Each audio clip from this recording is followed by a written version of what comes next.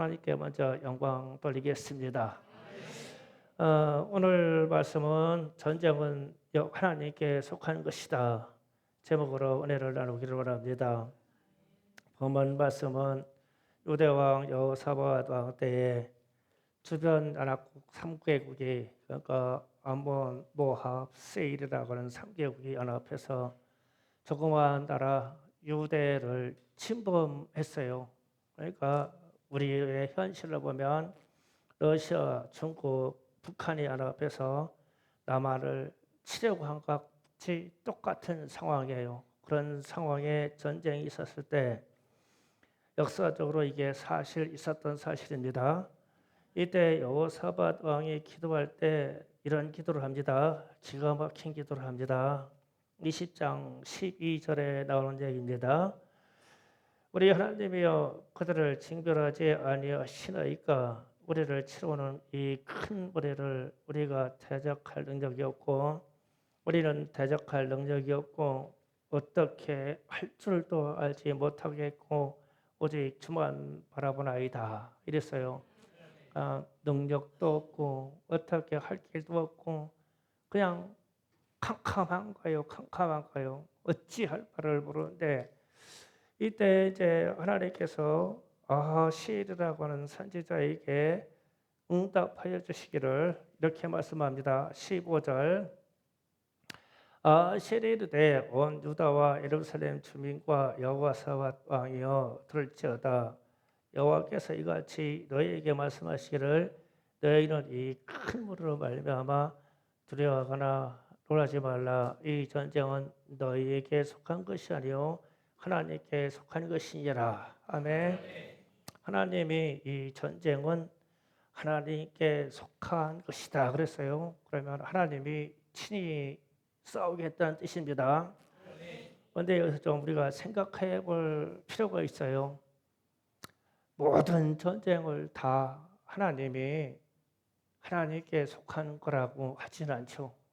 사람과 나라와 민족과 민족이 자의적으로 전쟁도 해요. 그런데 오늘 말씀은 하나님께서 한대요. 그러면 이 대적의 나라들이 하나님을 대적하고 덤빈 거예요. 그러니까 이 연합국이 표면상은 유대 나라를 치는 거지만 하나님을 대적한 거예요. 그러니까 하나님이 진도하셔가지고 이 전쟁은 내 것이다 이러는 거예요. 그럼 이게 상당히 두려운 말씀입니다.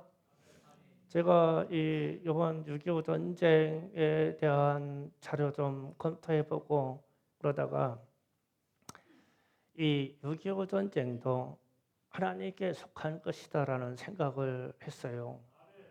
그래서 제가 오늘 제목을 그렇게 짜는 겁니다. 이 전쟁은 하나님께 속한 것이다.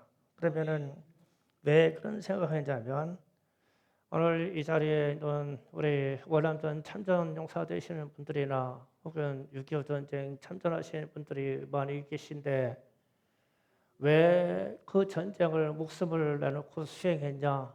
그러면 단 한마디에 그냥 공산당이 싫어서 공산주의가 싫다. 우리는 자유민주주의 가치를 지킨다. 그래서 이 베트남에 가서도 전쟁을 그렇게 수행했고 우리는 공산주의와 대항해서 이 일을 했어요. 그런데 이제 6.25 전쟁도 공산주의자들이 일으킨 전쟁이에요. 그런데 왜 이 전쟁이 하나님께 대항한 전쟁이냐? 그러면 1950년 6월 25일은 주일입니다. 주일 새벽에 대한민국 전역에 있는 교회들은 새벽 예배를 준비하고 그 다음에 토요일서부터 그 예배를 준비했어요. 주일날 예배를 드리려고. 그리고 이제 군인들은 이 주일을 기념해서 휴가가 나갈 수가 있고 그리고 노동자들은 이 주일을 통해서 안식을 할 수 있는 기회란 말이에요. 그래서 하나님이 우리에게 예배드리라고 주어진 이 주일, 부활을 기념하는 이날에 전쟁을 일으켰어. 그래서 이 전쟁은 하나님께 속한 것이고 먼저 북한 당국과 김일성과 더불어 공산주의자들은 하나님을 대항해서 전쟁 일이 큰 거예요. 저는 감히 그렇게 지금 말하는 겁니다. 그렇게 선포합니다. 하나님을 대적한 거예요. 그러면 이 전쟁의 결과도 하나님이 결과를 낼 거예요. 그래서 우리는 기도하면 돼요.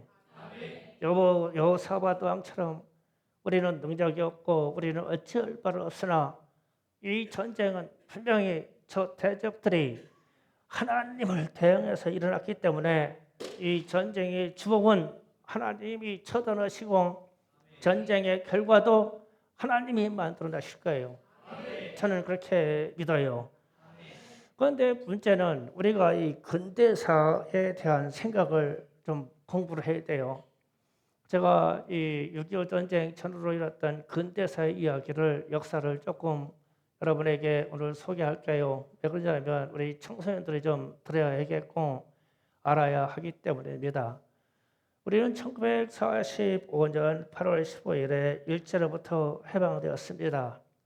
그런데 1945년 12월 28일에 우리의 주권과 상관없이 미국, 소련, 영국 이 세 나라가 외무장관 회의를 했어요. 회담을 했는데 이 장소가 모스크바입니다. 모스크바. 소련 모스크바에서 외무장관 3상 회의를 했어요.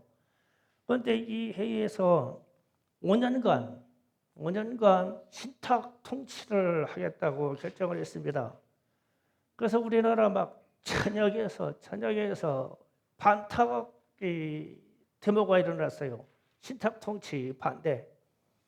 그러다가 이제 그 발표한 1945년 12월 28일에 이걸 발표했는데 갑자기 해가 넘어가서 1946년에 넘어가는데 북한 당국하고 남한에 있는 남로당 출신 공산주의자들이 찬탁을 한 거예요. 신탁 통치 찬성 데모를 하는 거예요. 또 이제 그러니까 이게 나라가 아주 소란해. 이게 하나가 되질 않아요. 그런데 이제 왜 공산주의자들은 신탁 통치 찬성을 하냐면 이 소련의 사주를 받고 그렇게 하는 거예요. 그래서 그렇게 되면 신탁 통치 찬탁을 하고 그러면 신탁 통치 반대를 하는 이 사람들이 있었는데 이 사람들이 우리가 잘 아는 이승만 대통령하고 자유주의 진영이고 북한에서는 이 신탁 통치 반대를 일구고 가시는 분이 누구냐면 우리가 잘 알고 있는 이 조만식 장로님이셔요. 조만식 장로님이라고 역사에 들어보실 거예요. 이분이 북한에서는 이 신탁 통치 반대 운동을 이끌었어요. 그런데 이제 신탁 통치 반대 운동을 이끌으니까 김일성이를 따르는 이 공산주의자들이 이 조만식 이 장로를 가택연금 시켰다가 나중에 수청시켰습니다. 그래서 이제 그렇게 되니까 북한은 공산주의로 완전히 이 자리를 잡았어요. 이게 1946년입니다. 그런데 남한은 이 정부 요소 만들려고 생각도 못하고 매일 싸우고 사상 가지고 싸우라고 이게 안 돼요.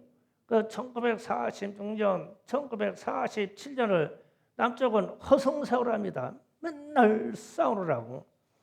그런데 1946년에 미군하고 소련하고 이 신탁통치본부를 서울에 두고 있었어요. 이 사람들이 무슨 결정을 하냐면 이런 결정을 합니다. 남과 북이 하나가 되지 않으니까 북쪽에서 4명, 2명, 장관급 2명, 남쪽에서 장관급 2명, 그래서 4인 체제, 사두 체제를 만들어서 이 사두 체제로 남북한을 통일해서 이끌어가자. 이렇게 해가지고 이 안을 냈어요. 그런데 북한은 무조건 찬성했어요. 왜 그러냐면 이거예요. 북한은 이미 공산주의 사상으로 완전히 정리가 됐어요. 둘을 뽑으려면 당연히 공산주의 대표 둘이 나와요. 문제는 남쪽이에요. 남쪽에는 누가 대표가 되느냐 했을 때 이승만 대통령하고 김구를 따르고 있는 비상국민회의라고 있었는데 이 국민회의에서 한 명, 그 다음에 하나는 남노당에서 한 명이 나오는 거예요. 그러면 공산주의자가 얼마가 됩니까? 3대 1이 돼요. 북한 둘, 남한에서 하나, 그러면 자유주의 진영에서는 한 명밖에 안 나오는 거예요, 이게. 그렇게 돼서 사주 체제로 이 운영을 국가를 이끌어 가려고 하면 모든 의사가 3대 1로 다 공산주의 정책만 세워지게 이게 돼 버린 거예요, 이게. 이게 1946년에 일어난 일입니다. 그래서 이제 이것을 알고 이승만 대통령이 일어선 거예요. 이승만 대통령이 그때 당시 장로님이 이렇게 했어요. 남한 전역을 도시를 순회하면서 연설하면서 왜 우리가 반공을 해야 되냐? 왜 자유민주주의 체제를 가져야 되냐? 왜 자본주의 체제를 가져야 되냐? 이거를 전국 순회하면서 2년간 그러니까 우리 국가 1948년 대한민국 수립 때까지 이 순회 연설을 했어요. 이승만 대통령이 이때에 우리가 이 정부 수립을 할 수 있는 자유 진영의 결집과 공산주의 사상에 빠져있던 사람들이 이승만 대통령의 연설을 듣고 마음을 돌리기 시작했어요. 아, 이거 우리가 공산주의 이 체계로 가다 큰일 나겠구나. 그래가지고 공산주의 체제에 있는 간부들도 이승만 대통령의 강연을 듣고 자유주의 체제로 많이 돌아왔어요. 그게 우리 대한민국 정부 수립의 기초가 됐어요. 원래는 기초가 없었어요. 다 공산주의로 넘어가게 돼 있는 시나리오가 돼 있었어요. 이렇게 해서 우리나라가 이제 48년도에 이 국가가 대한민국 정부가 수립됐는데 문제는 1949년이요. 1949년에 우리나라를 깨고 있는 극동 지역이라고 하는 이쪽에 큰 변화들이 일어났어요. 그 첫 번째 변화가 소련이 핵무기 실험에서 성공을 했습니다. 그러면 왜 소련이 핵무기 실험을 하려고 했냐면 일제가 패망한 이유가 일본에 핵무기를 투하함으로 일본이 무조건 항복한 거예요. 이 핵무기 우력 때문에. 그래서 이게 소련에 있는 스탈린이 핵무기가 안다는 게 일대의 꿈이요, 꿈. 이 꿈을 누가 가지고 있냐면 지금 김정일이하고 김정은이가 가지고 거예요, 이 꿈을. 그래서 스탈린이 이 핵무기 실험을 1949년에 성공을 합니다. 성공했어요. 그러니까 공산주의 체제로 극동 지역을 점령한다는데 자신감을 얻었어요, 스탈린이. 그런데 또 무슨 일이 있었냐면 중국에서 1949년 9월에 공산당이 승리를 했어요. 승리해가지고 순원이 이끌고 있는 국민당을 지금 대만으로 몰아내고 중국 전역을 공산화를 했어요. 등석평이라는 사람이. 그럼 이게 1949년 9월 달이에요. 그런데 이제 김일성이가 이때 자신감 얻었어요. 자기 우방인 지금 소련이 핵무기를 성공했고 자신의 우방인 중국이 공산화를 했어요. 그러면 우리는 남쪽으로 내려가서 공산화한 것은 누가서 떡먹기다. 그래서 1949년에 김일성하고 스탈린하고 회담을 했어요. 그래서 이제 김일성이가 집요하게 이 요구하는 게 남침을 요구하는 거예요. 남쪽을 침범해서 공산화시키겠다. 그러면서 속전속결로 해결할 것이고 또 무슨 일을 쓰냐면 남한에 공산당원이 20만 명 있었어요. 20만 명이 동시에 봉기해서 일어나가지고 남한을 뒤집어 버리겠다. 이렇게 했어요. 그런데 이제 스탈린이 1949년에 반대를 했어요. 미국이 개입할까봐 어렵다. 반대를 했어요. 그런데 이제 1950년 1월에 또 이 김일성이가 또 방문했어요. 또 방문해가지고 스탈린하고 회담을 해가지고 비밀 회담해가지고 남침에 대한 허락을 받습니다. 허락을 받았어요. 그런데 이제 여기에서 문제가 될 때 소련이 스탈린이 이런 생각이 했어요. 소련에서 군사를 모집해서 북한까지 개입을 하면 전쟁이 속전속결로 할 경우에는 소련군이 이 땅에 들어오기 전에 전쟁이 끝날 것 같아. 그래서 이 중국이 공산당 승리해가지고 1949년 9월달에 공산화됐다고 그랬죠. 축하 메시지를 중국에 보내면서 우리 같이 공산주의 사장으로 우리는 서로 동지가 아니냐. 그래서 우리가 전쟁이 남쪽에서 이 한반도에서 발발하면 우리가 군사 파견할 때에 시간이 걸리니까 이 중국이 개입해 주시오. 이렇게 하는데 등소평이가 중국을 통일했으니까 기분이 우쭐해가지고 그냥 도장 쾅 찍어버린 거야 이게. 네, 내가 해줄게 이렇게 한 거야. 그래서 이제 전쟁을 일으킬 수 있는 요소를 다 만들어 버렸어. 김일성이가. 나만은 이거를 까마득히 모르고 있어. 그러거든데 이제 1950년 드디어 50년 6월 달 되는데 6월 1일에 남쪽에 있는 주한미군이 철수를 해버렸어요.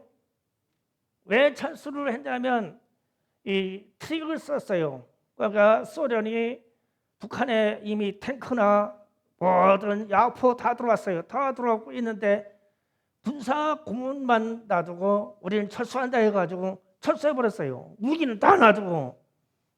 작전이에요, 작전. 그런데 남쪽은 공산주의자들이 남쪽에도 많잖아요, 남수당. 그러니까 막 태워가지고 막 미군 철수하라 하니까 러시아, 소련도 철수하니까 미국도 철수하자. 철수를 했어요. 오키나와 쪽으로 이렇게 지금 일본 쪽으로 다 철수를 했습니다. 그런데 이제 미국은 철수할 때 무기를 다 가져갔어요. 소련은 다 놔두고 가고. 왜 무기를 다 가져갔냐면 남쪽은 경제 분굴해서 미국은 남쪽에 경제 지원을 한다. 그리고 전쟁의 요소인 군사 지원을 안 한다라고 방침을 세운 거예요, 미국이. 그런데 이제 소련은 경제 지원과 동시에 군사 지원을 한다고 막 탱크 뭐 다 놔두고 가고. 그런데 이거를 우리 남쪽에서는 몰라. 아무도 몰라. 이 미국에 있는 정보당국만 알고 있어. 우리는 까만 눈이야. 이게 모르고 있는 거야. 그래가지고 이제 6월 25일 날 새벽에 이 전쟁이 일어난 거예요. 아무도 몰라. 그런데 이때 일어나는 이유가 또 한 가지가 있어요. 미국의 그때 당시 국무총리가 H3라는 사람인데 이 H3라는 사람이 미국의 방위 라인을 선을 그었을 때 우리나라 대한해협을 지나고 방어선을 일본 포함시키고 필리핀 포함시키고 대만하고 한반도를 포기했어요. 이게 H9라인이라고 그래요. 우리 대한해협을 지나가는 방어선이에요. 그런데 이 방어선이 지금도 유효합니다. 언제든지 한반도에서 미국은 들어갈 수 있어요. H9라인이 그때 그려졌기 때문에. 그래서 해양 제국을 가지려고 하는 미국이 해양을 포기하지 않고 반도를 포기하고 대만을 포기할 수 있는 건 언제든지 미국은 이득만 생기면 한반도를 포기합니다. 그럴 당위성이 있어요. 왜냐하면 이 서류에 이 정책이 세워져 있기 때문에 그래요. 그런데 이렇게 되는데 우리는 남한에는 이러한 상식과 지식을 가져가지고 연설을 해가지고 국민 설득을 할 수 있는 사람이 없어. 그냥 막 민족주의, 막 단일 민족, 뭐 배달의 민족 이것만 떠들지 이런 외교 체제를 돌릴 수 있는 사람이 없어. 그때 돌릴 수 이런 생각을 할 수 있는 분들이 기독교인의 목사님들하고 이승만 장로님들하고 몇 분의 기독교인들과 지식인들만 이걸 알고 있는 거. 이거를 국민은 몰라. 그러니까 공산당이 좋은지 자유민주주의가 좋은지 맨날 데모에서 큰 소리만 외치면 막 뒤집어지는 거예요. 그런데 저는요 이번에 어제 그렇게 지난주에 푸틴이 북한에 왔다 갔어요. 상당히 기분이 나빠요. 저는 왜 그러냐면 6.25 전쟁 일어나기 전에 49년에 김일성이하고 스탈린하고 회담을 했어요. 그러면 똑같은 모양이에요. 지난 2023년에 김정은이하고 푸틴하고 회담을 했어요. 모스크바 러시아에서. 그리고 이제 답방하는 행위로 올해 푸틴이 평양을 방문했어요. 그래가지고 평방을 해가지고 그들이 이 서류상 무엇을 설명하고 조약했는지 내용을 몰라요. 그런데 입으로 떠드는 얘기를 보면 핵으로 선제 공격한다. 우리는 핵으로 선제 공격한다. 그런데 남한은 안심해라. 우리는 핵으로 선제 공격할 때 미국을 친다. 이런 얘기를 떠들어야 되죠. 그러면은 남한이 안심할 일이에요. 핵이 터지는데. 그래가지고 푸틴이 그 얘기를 하는 거예요. 그래서 제가 역사 공부를 쭉 하면서 그런 생각을 했어요. 야, 어째 6.25 전쟁 일어날 때하고 상황하고 하는 말하고 외교 정책 하는 거하고 똑같냐? 그러면은 역사는 반복이 돼요. 이게 역사는 반복이 되게 돼 있어요. 어째 모양도 똑같고 내용도 비슷하고 그러냐? 이것들이 진짜 전쟁 일으키려고 그런 거 아니야? 그러면은 우리 현 시대에 와서 지금 국회에서나 우리 정치인들은 뭘 하고 있냐고 무슨 느낌이 안 오냐고. 그래가지고 푸틴이 슬쩍 중국을 피해가지고 베트남으로 갔네. 아이고 중국하고는 다 얘기됐으니까 돌아가는 거요. 지금 막 기가 막힌 상황이 우리나라에 일어났는데 이 6월 달에 그것도 6.25 전쟁이 일어난 일주 전에 와가지고 평양 와가지고 푸틴이 시위하네. 난 내가 대통령이라면 미사일 쏘았어. 깨끗 한방 하고 말지 뭘. 왜 푸틴은 못 떨어뜨리냐고. 나라에는 새는 떨어뜨리는데 한반도에 감히 들어와. 우리는 그런 생각을 하고 제가 목사지만 기도를 이걸 해야 된단 말이에요. 이게 왜 우리는 지금 74년 전에 전쟁이 일어났던 상황하고 왜 북한 당국자하고 공산주의자들하고 똑같은 상황을 만들어 놓고 남한은 똑같이 남노당이라고 하는 그 똑같은 무리들이 가지고 국회를 장악해가지고 떠들게 만들어 놓고 이번 22대 국회가 가지고 선거하는데 왜 이 꼴을 만들어가지고 이렇게 애를 타게 만들었는지 모르겠어. 아무것도 못하지. 국방장관이 들어가가지고 청문회 들어가가지고 치사한 얘기나 들었었고 국방장관이 대통령 이하에 전쟁을 수행할 수 있는 권한을 사람이잖아요. 그런데 어떻게 국회의원들이 들어가가지고 머리를 조아리냐고 갖다가 잡아넣어야 되는 존재지. 이게 지금 무슨 상황이 지금 우리가 지금 잘못되고 있다고. 국가의 상황도 잘못되어 있고 우리나라의 상황도 잘못되어 있고 그런데 북한은 6.25 전쟁에 일어났던 그 상황하고 똑같이 몰고 가. 핵이나 뭐나 다 가지고 막 똑같이 몰고 가지. 그러면서 선제 공격한다고. 그럼 우리는 선제 공격한다는 얘기를 못하지. 우리를 공격해봐. 그러면 아주 원점 타격에다가 막 그냥 안 놔둔다고. 얻어맞은 다음에 일어서려고 그러면 이게 되겠냐고요. 6.25 전쟁 교훈이 그게 아닌데 베트남 전쟁의 교훈이 그게 아니잖아요. 얻어맞은 다음에 어떻게 일어나냐고. 그런데 우리 국가는 뭘 하지, 우리 정치인들은 무엇을 하지 나는 모르겠어. 그래서 이 시골에 있는 교회가 이런 얘기를 해봐야 목사가 얘기해봐야 뭔 소용이 있겠냐고요. 우리나 듣고 우리나 기도할 뿐이지. 그러면서 제가 그런 생각하는 거예요.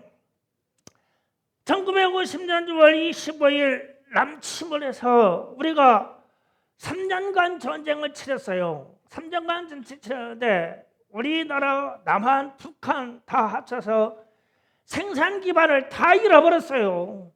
얼마나 막 때려부셨는지 먹고 살 수 있는 기반을 다 잃어버렸어요.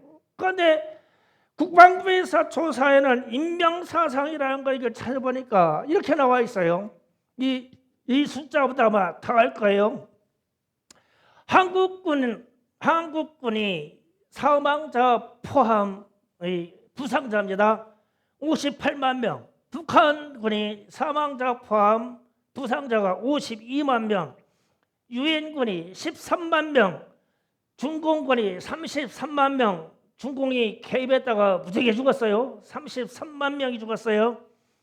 남한에 있는 민간인이 24만 명, 북한에 있는 이 민간인이 28만 명, 이산 가족이 1000만 이상 이랬어요. 그런데 무슨 인명 피해가 다 10만 단위 이상이야. 10만 단위 이상. 내 나라 유엔군 뭐 따질 것 없이 다 10만 단위 이상이야. 무슨 인명 피해 전쟁이 이런 전쟁이냐? 그냥 막 눈에 보이는 대로 다 죽인 거 아니야? 이런 전쟁을 치렀어요. 그러면은 누가 전쟁을 일으켰니? 누가 방어를 했는지 이 문제가 아니라 우리는 지금 70년이 넘어가는 이 세대의 우리 청년들과 우리 젊은 세대들이 이런 생각을 안 해. 왜냐하면 교육이 안 되니까, 학교에서 교육이 안 되니까. 6.25 전쟁 얘기나 해요? 몇 명이 죽었다는 얘기를 해? 안 하지. 어쩌다가 나라가 이렇게 될지 모르겠어. 그러면서 이제 깨어있는 사람들이 하나님을 찾는 거예요. 하나님이라 할 수 있다고.